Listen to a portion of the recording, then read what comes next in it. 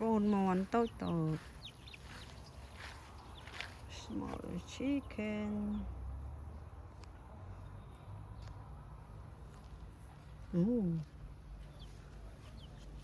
Mình ai xí tay. Rất là mòn không con.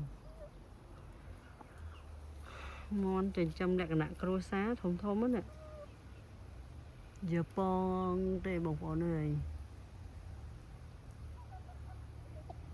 Cái sạch mề mế bông con.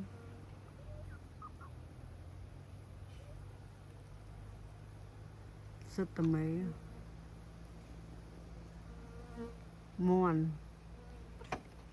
Mẹ hay là ba thằng tờพี่เฉินเมย์ยังเฉินมินตับบามวยปีอ๋อให้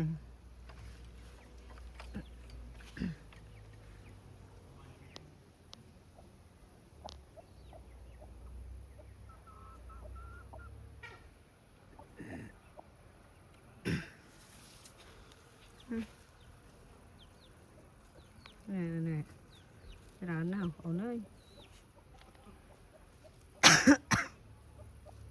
đây còn cốn rồi không kháng đâu hột liên khéo rồi còn cốn hột liên khéo là bón á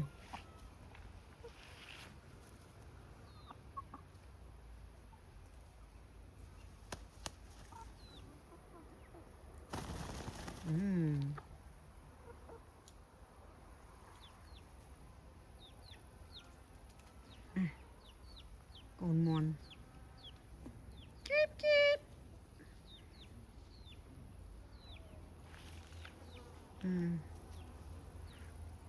CE